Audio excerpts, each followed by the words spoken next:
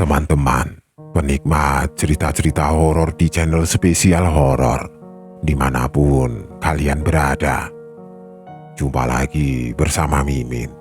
Kali ini Mimin akan membawakan sebuah cerita horor dari akun Twitter @tanyademit yang berjudul Penjaga Makam.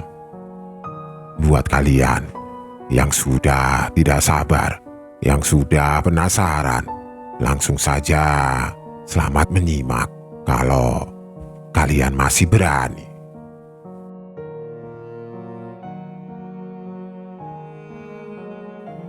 Pemakaman Bukit Indah itu adalah nama pemakaman mewah itu, dan hari ini aku mulai bekerja di sana menggantikan bapak. Semuanya nampak tidak ada bedanya dengan pemakaman umum pada umumnya. Meskipun tampaknya ada sebuah keanehan yang secara perlahan aku rasakan ketika aku pertama kali bekerja di pemakaman ini.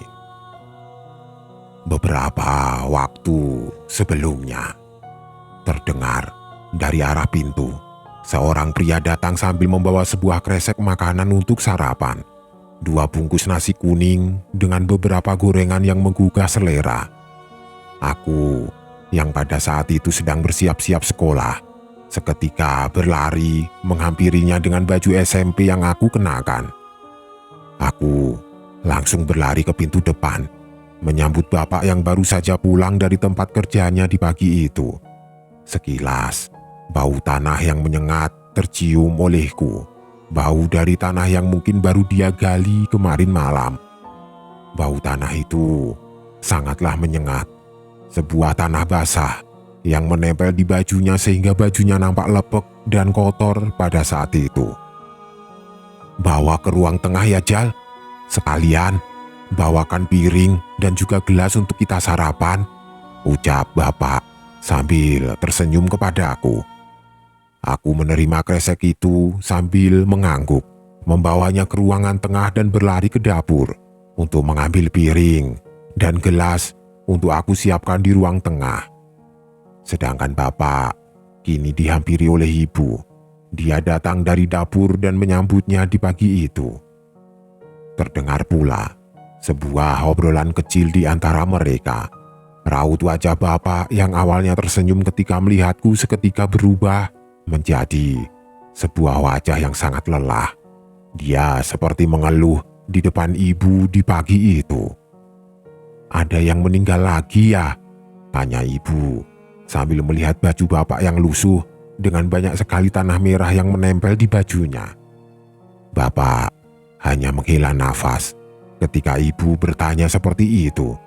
Sebelum akhirnya dia menjawab sambil sedikit mengeluh. "Iya, Bu. Sudah hampir 1 minggu ini ada terus yang meninggal di sana, sehingga setiap malam pasti harus menggali tanah untuk mereka. Entah mengapa, suasana di sana pun berubah, Bu. Bahkan kini yang kerja pun tinggal berempat setelah si Iki meninggal 3 bulan yang lalu." Ibu yang mendengar itu hanya tersenyum. Dia mengusap-usap punggung suaminya dan berkata bahwa ibu sangat berterima kasih atas apa yang bapak lakukan. Meskipun pekerjaannya berat dan mungkin tidak banyak orang mau untuk pekerjaan ini, tapi bapak yang setahun yang lalu di PHK di pabrik tempat dia bekerja kini menerima pekerjaan tersebut sebagai pekerjaan pengganti agar keluarga kita tidak kelaparan. Ibu hanya bisa menyemangati bapak di sana. Dia berkata bahwa bapak adalah sosok yang diandalkan oleh keluarga. Bahkan, ibu berjanji untuk memijatnya setelah mandi dan sarapan bersama denganku di ruang tengah. Bapak yang awalnya murung dan gelisah, kini mulai sedikit tersenyum atas apa yang ibu katakan. Ibu memang selalu mempunyai cara agar bapak kembali bersemangat. Sehingga selelah apapun bapak ketika pulang, dia pasti kembali tersenyum dan bersemangat. Sebelum nantinya dia akan pergi lagi untuk bekerja di keesokan harinya. Ibu akhirnya menyuruh bapak untuk mandi dan bergabung di tengah rumah untuk sarapan. Sebelum akhirnya Bapak akan kembali beristirahat ketika aku berangkat sekolah. Ibu pun kembali ke ruang tengah. Di sana sudah ada aku yang duduk di depan TV sambil merapikan seragam yang aku pakai. Aku sempat bertanya atas apa yang ibu bicarakan dengan bapak. Namun ibu hanya menjawabnya dengan senyuman dan menyuruhku memakan nasi kuning dan beberapa gorengan terlebih dahulu agar aku tidak telat pergi ke sekolah di pagi itu.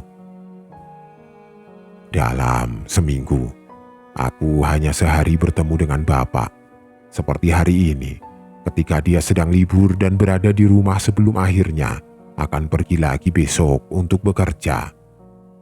Pekerjaannya yang membuat bapak harus berjaga setiap hari selama 24 jam, membuat dirinya harus terus-menerus berjaga tanpa henti di tempat itu. Sebuah tempat yang letaknya tidak jauh dari rumahku. Tepatnya di sebuah pemakaman elit yang ada di ujung bukit. Sebuah tempat yang menjadi rumah terakhir bagi orang-orang kaya yang ada di kota ini. Sebuah pemakaman yang mahal. 1 liang lahatnya saja sama dengan harga rumahku yang sederhana ini. Sehingga wajar tempat itu butuh pekerja. Para pekerja yang mengurus pemakaman yang luas itu. Ada yang menjadi tukang bersih-bersih. Ada pula yang menjadi tukang gali makam seperti bapak. Ada pula yang menjadi security. Tidak semua orang bisa memasuki pemakaman itu dengan mudah. Pagar tembok yang tebal dengan tinggi 3 meter mengelilingi pemakaman itu. Sehingga orang luar tidak pernah tahu di dalamnya seperti apa. Belum lagi, ada beberapa kamera pengawas yang menempel di setiap sudut pemakaman, yang selalu mengawasi setiap gerak-gerik pengunjung yang akan berziarah ke dalam pemakaman itu. Fasilitas di pemakaman itu pun sangatlah lengkap. Ada ruangan dan mes pegawai yang dipakai oleh bapak untuk beristirahat di sana. Lalu, ada ruang CCTV, ruang pemandian mayat, juga ada ruang kremasi bagi para keluarga yang ingin memakamkan jasad keluarga mereka dengan cara kremasi. Aku sendiri belum pernah masuk ke dalamnya, karena pemakaman itu tertutup bagi siapapun. Hanya keluarga dari orang-orang yang dimakamkan di sini yang boleh masuk ke dalam. Mereka akan dicek di pintu depan, lalu disamakan dengan data keluarga yang ada di sana, sebelum akhirnya bisa masuk ke dalam pemakaman sesuai jadwal ziarah yang sudah ditentukan. Selain itu, tidak ada satupun manusia yang diperbolehkan dengan alasan apapun, termasuk para keluarga pekerja yang ingin membawa makanan untuk mereka. Makanan yang kita bawa hanya akan sampai di gerbang. Kita hanya menunggu mereka membukakan gerbang dan security akan mengambil makanan itu dan menutup kembali gerbang tersebut dengan rapat. Aku hanya bisa melihat pemakaman mewah itu dari gerbang saja, tanpa pernah masuk ke dalamnya selama bapak bekerja di sana. Pemakaman itu memang belum sepenuhnya penuh. Ada beberapa tempat yang masih berupa tanah kosong dengan ilalang yang tinggi di belakangnya. Pemilik pemakaman membeli 1 bukit itu dengan harga yang mahal, dan semuanya tertutup oleh tembok tebal meskipun hanya sebagian kecil saja yang sudah berbentuk pemakaman. Bapak akan membuka lahan setiap kali ada yang meninggal di sana, sehingga hampir sebagian pemakaman itu masih berupa rerumputan dan pepohonan yang menjulang tinggi hingga ke ujung bukit. Bapak sebenarnya enggan untuk bekerja seperti ini. Beberapa kali dia bercerita kepada ibu tentang apa yang terjadi ketika sedang bekerja di pemakaman tersebut. Ya, namanya juga pemakaman, pasti ada hal-hal ganjil yang sering muncul. Jadi, sabar saja ya, nanti juga terbiasa, jawab ibu, sambil menyemangati bapak ketika dia mengeluh atas apa yang dia kerjakan, atau ketika dia menemukan sesuatu yang ganjil selama dia bekerja. Pemakaman tempat bapak bekerja memang sedikit berbeda dengan pemakaman umum yang biasa kita lihat di sekitar kita. Terkadang, orang-orang kaya itu sering meminta sesuatu yang tidak masuk di akal, seperti membuatkan batu nisan dengan ukiran tubuh mayat yang sedang dikubur di dalamnya. Atau mungkin mereka harus melakukan hal lain yang menurut kepercayaan keluarganya, yang mau tidak mau harus dikerjakan oleh seluruh pegawai yang berjaga di sana. Bahkan ada pula yang harus dipasangi solar panel agar pemakamannya terang benderang di setiap malamnya. Keluarganya berkata bahwa orang yang dikubur di sana tidak suka dengan kegelapan, sehingga makamnya pun harus terang benderang dan lampunya harus dicek di setiap malamnya.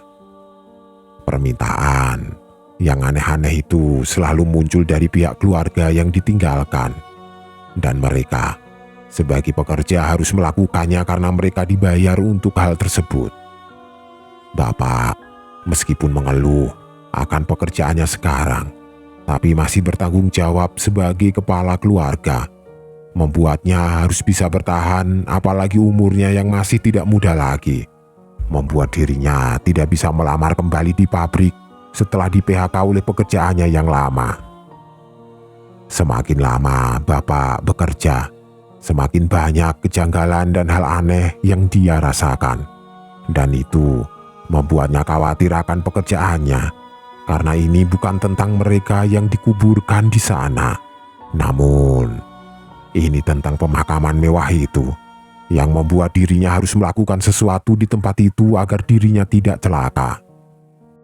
Tahun demi tahun akhirnya terlewati dengan sangat cepat. Tidak terasa sudah 6 tahun Bapak bekerja di sana. Bahkan dirinya sudah menjadi kepala dari semua pekerja yang ada di pemakaman itu. Aku yang saat ini sudah berumur 20 tahun, tepatnya 1 tahun setelah kelulusanku dari SMA, kini sedang sibuk membantu ibu berjualan makanan-makanan kecil di depan rumah.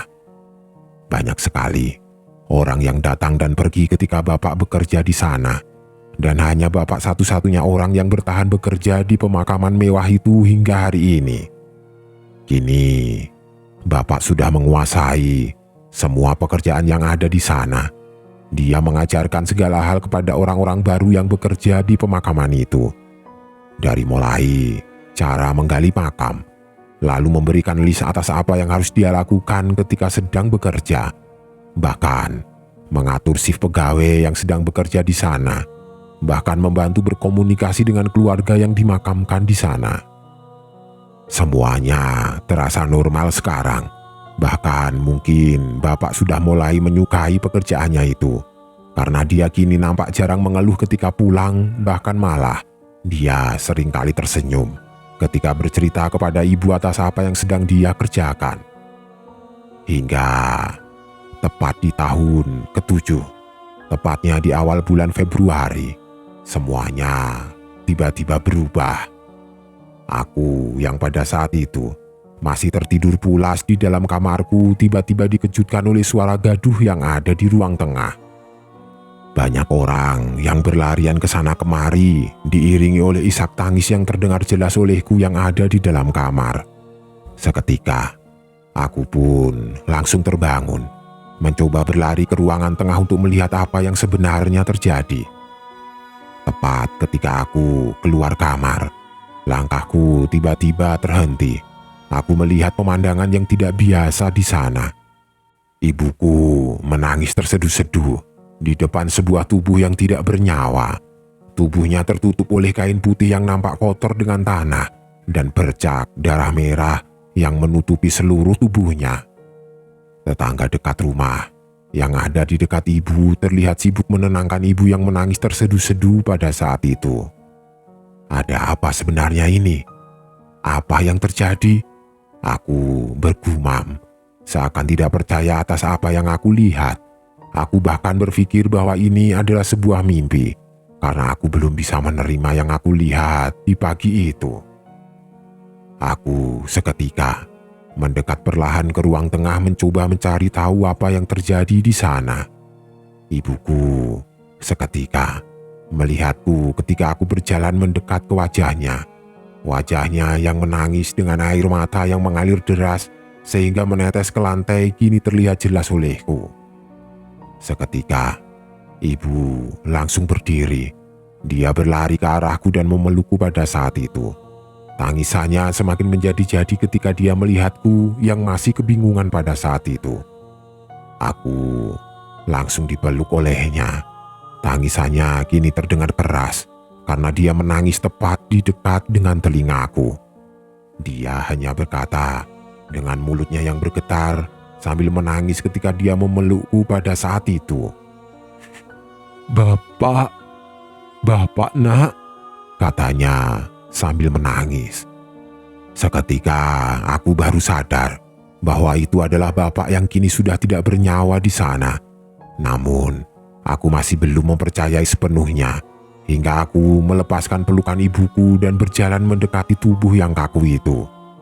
Kain putih yang nampak kotor dengan bercak darah yang menempel di sana, aku buka secara perlahan. Terlihat sesosok wajah yang nampak hancur dan tidak berbentuk terlihat olehku pada saat itu. Kerangka wajahnya seperti dihantam oleh benda keras sehingga hidung, mata sebelah kanan dan pipi kirinya terlihat rata. Darah merah yang kental terlihat muncul di berbagai titik di wajahnya, di mata, di hidung, bahkan di mulut. Apalagi satu matanya terlihat hancur karena benda keras yang menimpa wajahnya, sehingga wajahnya benar-benar tidak bisa dikenali lagi. Aku sedikit mual ketika melihat wajah bapak yang seperti itu. Entah apa yang terjadi dengan dirinya sehingga dia meninggal dengan cara yang menyakitkan. Namun, ibu yang pada saat itu melihatku langsung mendekat dan menutup kembali kain putih itu sambil berkata, "Bapak mengalami kecelakaan kerja. Dia tertimpa batu nisan ketika sedang menggali makam sehingga mengenai wajahnya." Jawaban yang aku dengar itu secara tidak sadar membuatku meneteskan air mata yang dari tadi aku tahan. Aku tidak menyangka bahwa bapak meninggal ketika dirinya sedang bekerja di sana. Suasana pagi yang awalnya bersemangat kini menjadi penuh akan kesedihan. Sinar matahari pagi yang hangat tampaknya tidak bisa mengobati perasaan sedih atas apa yang aku rasakan pada saat itu. Bahkan hingga saat ini, ketika aku berada di pemakaman umum yang letaknya tidak jauh dari rumah, aku hanya bisa berdiri di depan liang kubur bapak dan melihat jasadnya diturunkan secara perlahan di sana. Aku masih belum mengetahui kenapa bapak bisa seperti ini. Aku hanya mendengar bahwa di subuh itu para pegawai bapak datang ke rumah sambil membawa jasad bapak yang tidak bernyawa lagi. Namun, mereka tiba-tiba pergi kembali dan berkata bahwa mereka harus menjaga pemakaman mewah itu yang tidak boleh mereka tinggalkan. Mereka hanya berkata bahwa mereka akan berbicara tentang apa yang terjadi dengan bapak bersama pemilik pemakaman yang akan datang ke rumah untuk berbelasungkawa atas apa yang terjadi di dalam pemakaman mewah itu. Yang sabar ya Jal, meskipun sekarang tinggal kamu dan ibumu di rumah, semua tanggung jawab bapakmu secara tidak langsung akan dibebankan kepadamu sekarang.